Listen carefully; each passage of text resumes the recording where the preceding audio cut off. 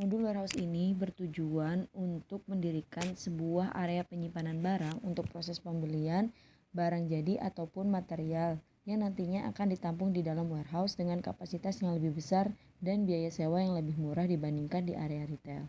Untuk langkah yang pertama yaitu dengan cara menentukan location warehouse. Location warehouse ini bertujuan untuk melakukan penyewaan area untuk mendirikan suatu warehouse. Lokasi warehouse dengan retail itu tidak boleh sama. Penyewaan warehouse jauh lebih murah dibandingkan dengan menyewa retail. Pilih lokasi warehouse yang nantinya akan digunakan sebagai tempat penyimpanan, kemudian klik Rent a Warehouse. Setelah klik Rent a Warehouse, kemudian tentukan luas area yang akan digunakan, lalu pilih kontrak yang akan digunakan, kemudian klik Submit dan jangan lupa dilakukan proses approval.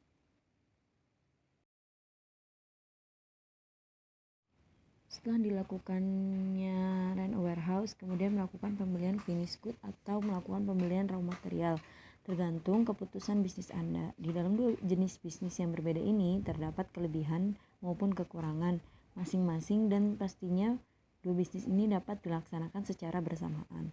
Untuk melakukan pembelian produk jadi dengan cara klik Procure Finished Good, kemudian pilih vendor yang akan digunakan, serta berapa banyak jumlah pembelian barang dari setiap jenis, kemudian pilih Immediate Delivery Cash on Delivery, kemudian klik Submit, dan jangan lupa untuk dilakukan approval.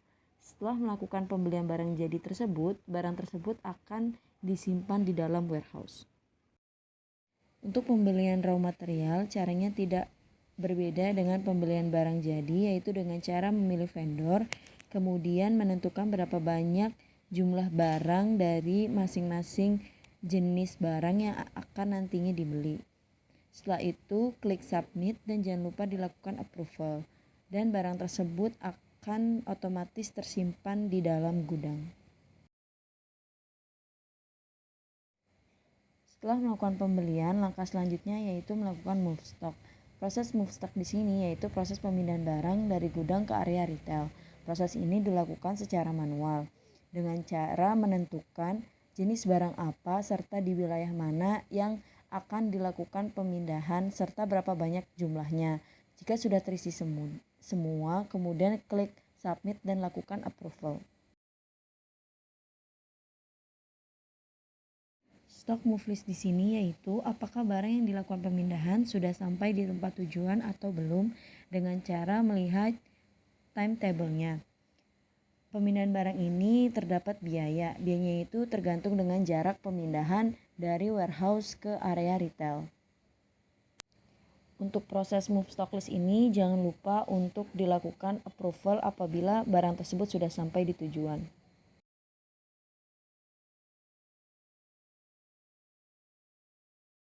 Schedule auto replenishment yaitu pemindahan barang dari gudang ke area retail yang dilakukan secara otomatis dengan cara menentukan reorder point-nya berapa banyak dan menentukan lokasi serta jumlah barang yang akan dipindah. Jika semua sudah terisi dan dipilih warehouse yang akan digunakan untuk lakukan pemindahan, kemudian klik submit dan jangan lupa untuk dilakukan proses approval. Untuk schedule auto replenishment ini akan meminta melakukan approval setiap 10 periode berulang. Ketika sudah 10 periode, maka akan diminta dilakukan untuk approval kembali. Untuk jumlah schedule auto replenishment ini dapat berubah-ubah dan tidak tetap jumlahnya.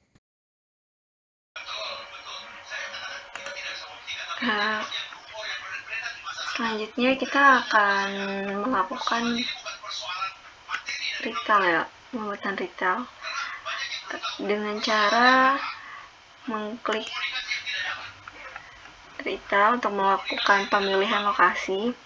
Kemudian kita memilih lokasi yang sekiranya terdekat. Dan ini adalah ukurannya, kita bisa menentukan sendiri berapa ukurannya. Kita mengambil ukuran 100 meter persegi dengan rental kontrak 7 hari kontrak 20 diskon. Nah, jika sudah kita submit ya, kemudian kita melakukan proses finished good purchase. Nah, pada finished goods purchase ini kita berhak memilih vendor mana yang kita akan pilih. Kemudian lokasinya tadi kita memilihnya yang Ho Chi Minh City, Vietnam. Kemudian jumlahnya kita bisa ngambil jumlah untuk yang apple 100, orange juice 100, melon 100. Nah, ini kemudian kita bisa memilih mau immediate delivery atau blanket purchase. Kita milih immediate delivery, terus kita klik submit. Nah, nanti kita cek di transaction list. Sebenarnya setiap kegiatan itu harus kita cek, lalu kita jika sudah dicek kita approve seperti itu.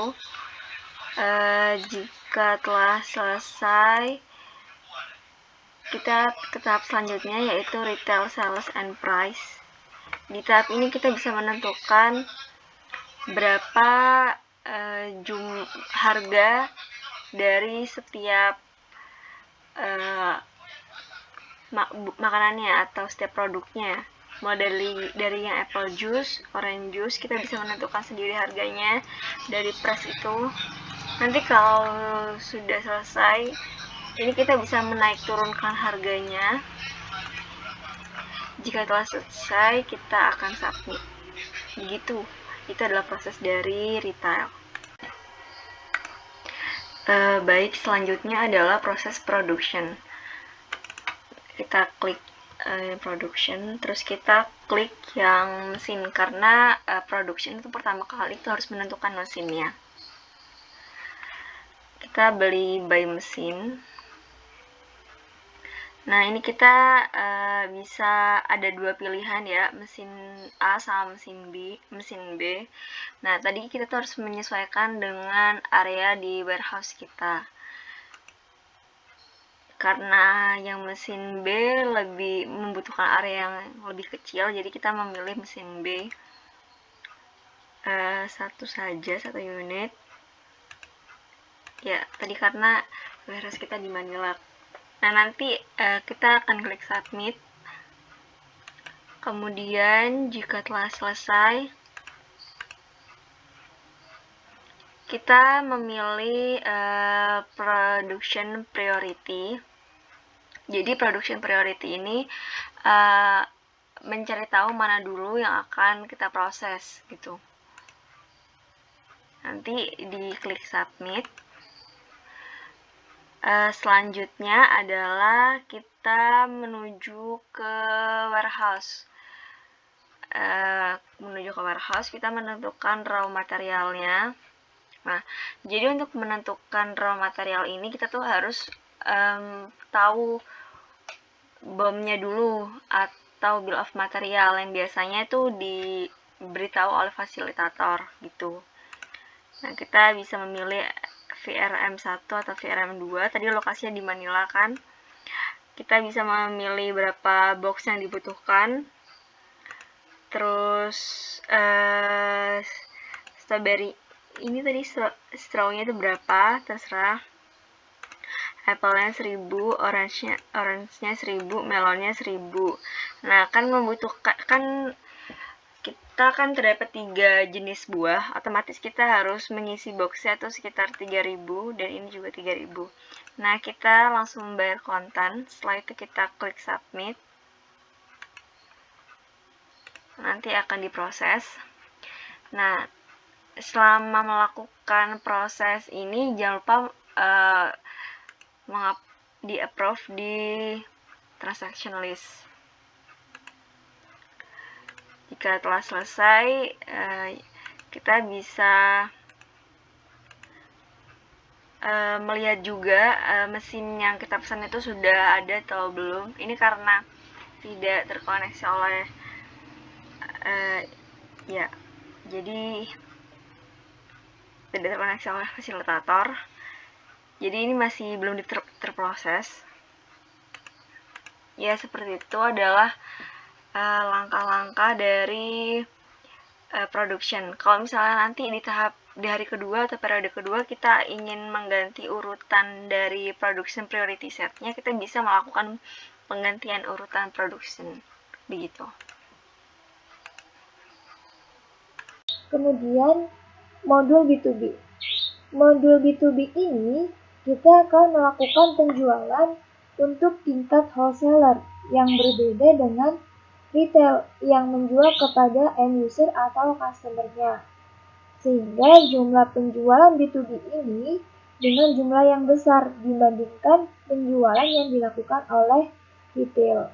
Nah, caranya adalah pertama, klik B2B offers, maka akan muncul tawaran-tawaran dari B2B atau permintaan-permintaan dari wholesaler kita. Nah, B2B ini dibagi menjadi dua, yaitu ada bid dan juga ada deal. Di mana bid ini adalah wholesaler terdapat permintaan produk melon jus dengan jumlah 47.700 unit dengan maksimum bid price-nya itu sebesar $19,89 Singapura. Kemudian minimum bid-nya ada dua, dan ada juga biaya penalti sebesar $10.000 Singapura per hari. Nah, biaya penalti ini terjadi apabila kita tidak dapat memenuhi permintaan dari wholesaler tersebut. Sehingga sebelum memutuskan untuk memenuhi permintaan dari wholesaler ini, kita harus melihat kemampuan dari stok kita yang ada di warehouse atau yang ada di retail yang kita punya. Nah, pada proses bid ini, kita bisa menawarkan harga dengan cara klik bid untuk mengisi harga penawaran yang akan kita berikan kepada para wholesaler yang sesuai dengan job desk kita. Misalkan kita kasih harga penawaran dengan harga sebesar $20, kemudian kita klik submit. Yang perlu diketahui juga adalah dari proses bid ini belum tentu penawaran kita diterima, sehingga belum tentu juga barang kita akan berhasil terjual. Karena kenapa? Karena setelah proses bid yang kita lakukan ini, para wholesaler itu akan ada pertimbangan dan pasti akan memilih harga terbaik dari tim-tim penawar lainnya.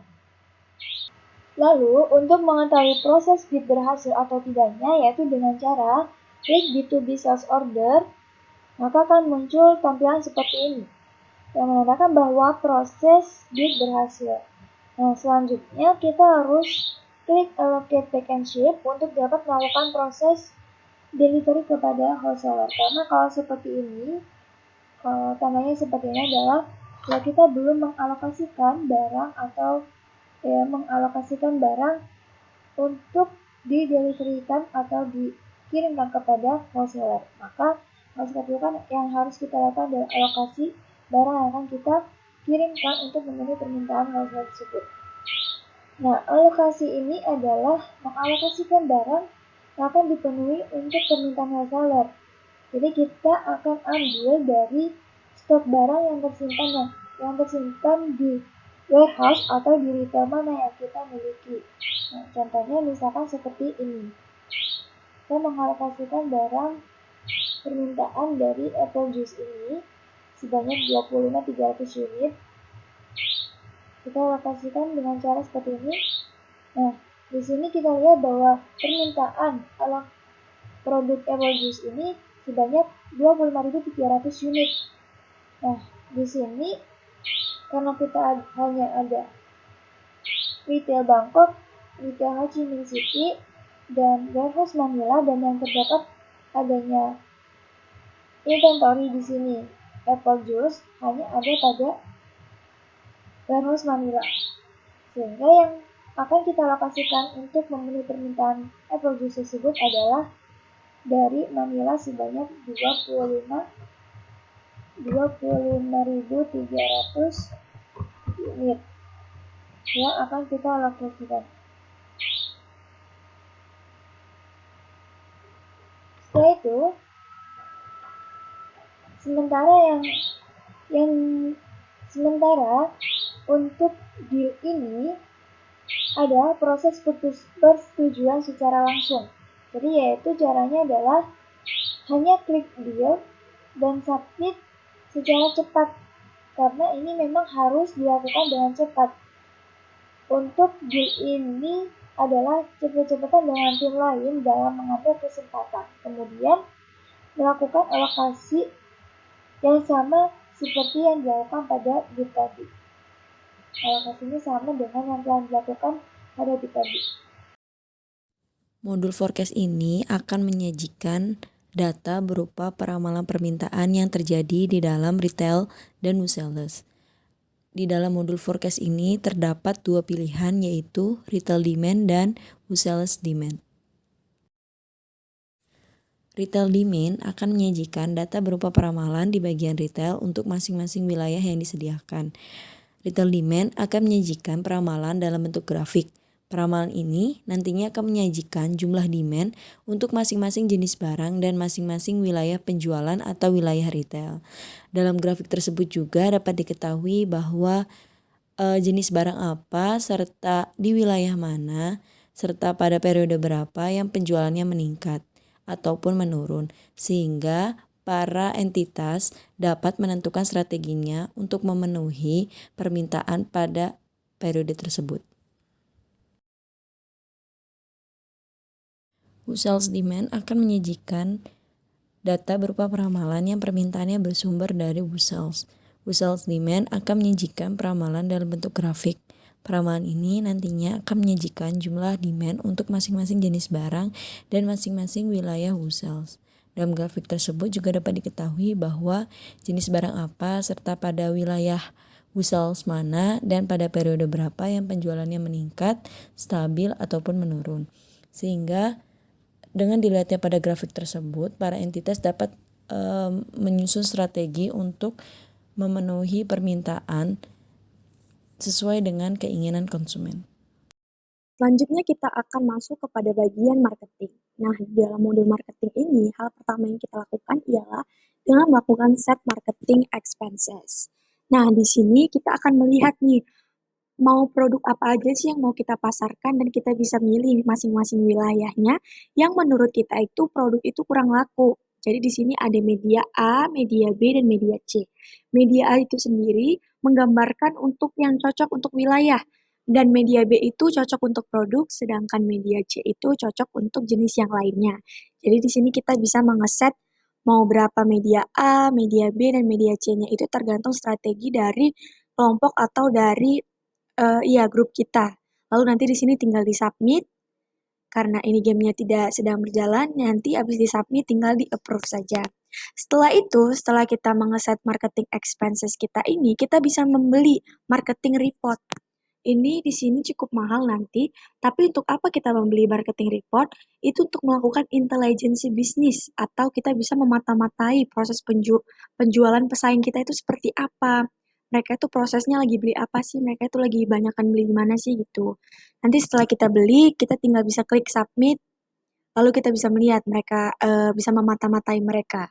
Setelah itu kita juga bisa melihat nanti setelah dibeli itu, kita bisa nge-review market report day-nya itu seperti apa. Jadi nanti ada gambar petanya, di situ ada gambar wilayah-wilayah tertentu, kita akan bisa melihat nih, pesaing ini mendirikan tokonya di mana, lalu harga jualnya berapa, lalu info-info lainnya. Kita bisa melihat di view market report day ini dengan membelinya terlebih dahulu.